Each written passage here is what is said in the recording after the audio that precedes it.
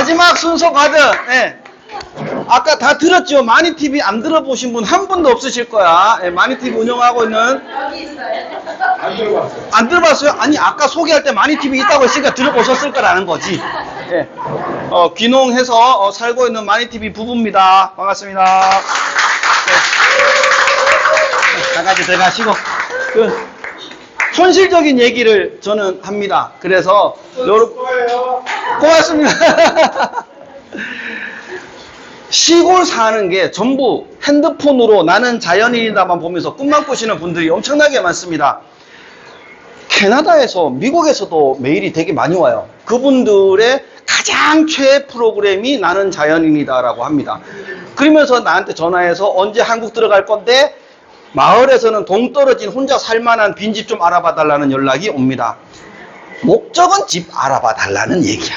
그래서 집을 알아봐 드리기도 하고, 제가 빈집을 소개해서 예천에 와서 사시는 분이 한 70가구 100명 정도 됩니다. 장흥군에서 빈집을 수리해서 귀촌인 하나를 유치해갖고 5년 동안 살게 하는 정책으로 대통령 표창을 받았어요. 빈집을 하나 섭외해서 수리를 싹 해갖고 살게 하는데 돈이 얼마 들까요? 5천만 원 정도 듭니다. 수리비 정도만. 그러면 제가 예천군에 100명 정도를 불러왔으니까 예천군이 나한테 얼마 줘야 돼요? 50억을 줘야 되는데, 그래갖고 군수님이 표창패를 준다 그래갖고 갔는데 표창패를 이만하게 이렇게 줬어. 아무리 뒤져봐도 금일봉이 안 들어있어요. 그래서 나중에 언제 예천에 오시면 제가 50억짜리 표창패를 한번 보여드리도록 하겠습니다. 집이라는 거는 일단 땅을 사고 전원주택을 짓는 시대는 이제는 갔어요. 왜 갔을까? 많은 사람들이 전원주택 짓고 살다가 다시 도시로 가려고 하는데 내가 투자한 돈의 뭐 반도 못 건지죠, 거의. 집에 대한 욕심이 너무 커.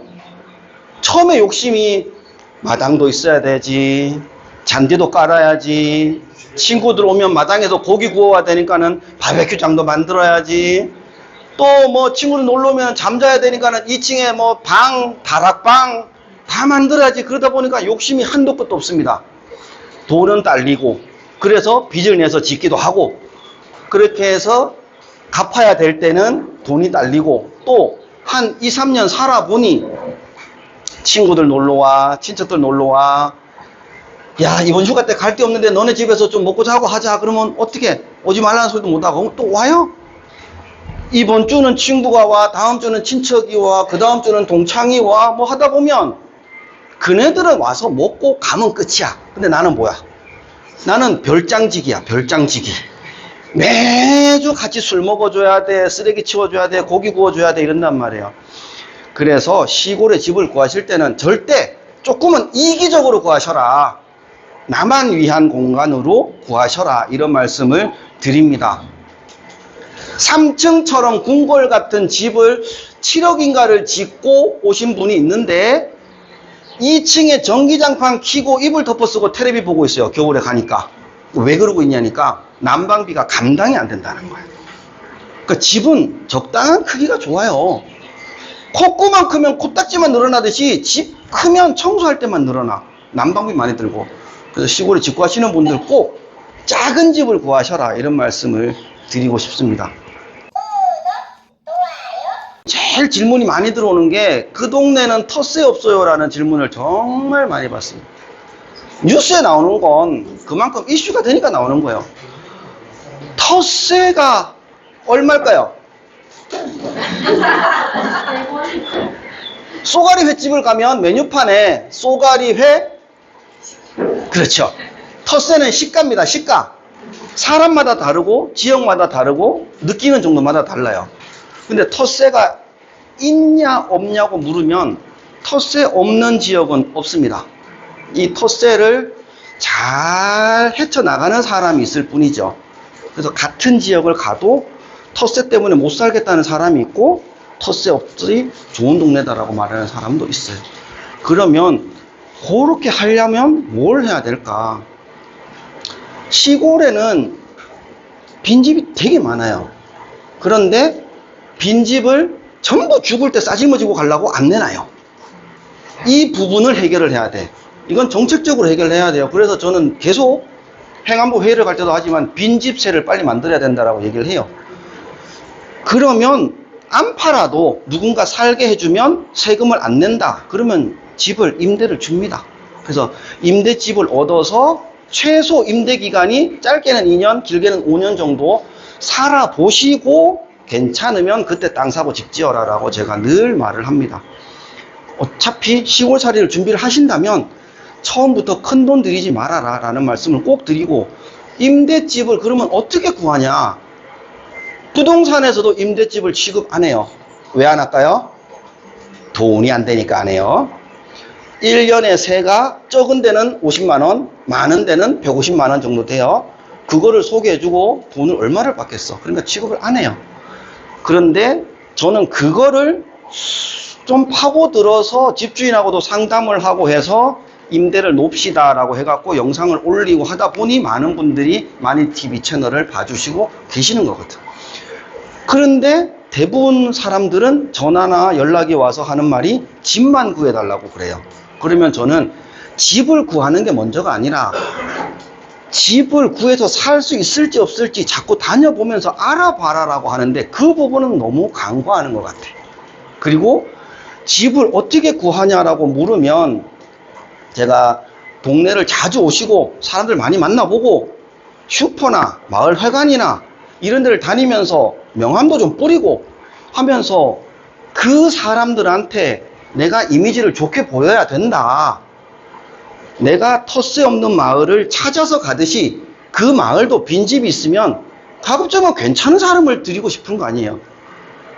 내가 너네 동네 가서 살 테니까는 집 내놔 이런 마인드로 오면 아무도 안 줍니다.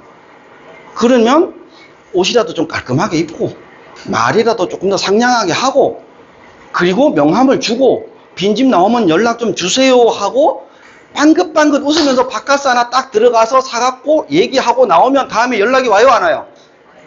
안 와요. 한 번 가서 그렇게 집 구하면 다 구해, 다. 그거를 여러 번 해야 돼요. 여러 번. 사람 한 번 보고 판단 못 하잖아요. 그래서 자꾸 보여주고 자꾸 얘기하고 그런 관계를 맺어야 되는데, 나는 시골에 아는 사람이 없어요, 지인이 없어요 라고 말을 해. 그러면 지인을 만드는 작업을 먼저 하셔야지. 그런 걸 하시라고 저는 정기적으로 정모도 하고 번개도 하고 이제 오프라인 모임을 한단 말이에요. 그런데 와서 인맥을 넓히시라고. 그러면 나를 통하지 않아도 그 마을에 사는 다른 분들을 통해서라도 집을 소개를 받아요. 그래서 그런 기회를 만드셔야 된다. 그런 면에서 여러분들은 한 발짝 많이 다가선 거지. 오늘 여기 오셨으니까. 그리고 기회가 되면 또 예천 행사에 오셔서 어울려보고 그렇게 하시고, 또 제가 체험마을도 운영을 해요. 또 펜션도 하고 하니까 잠자리가 없으면 돈 내고 우리 펜션에서 주무시면 돼요. 네.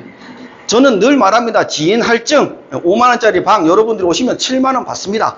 그러니까 오시면 되고, 그 다음에 제가 펜션을 운영하다 보니까 제가 기존에 살던 집도 비어 있어요. 그래서 이 집도 한 달 살이를 하고 싶어 하는 분들이 되게 많아, 시골에.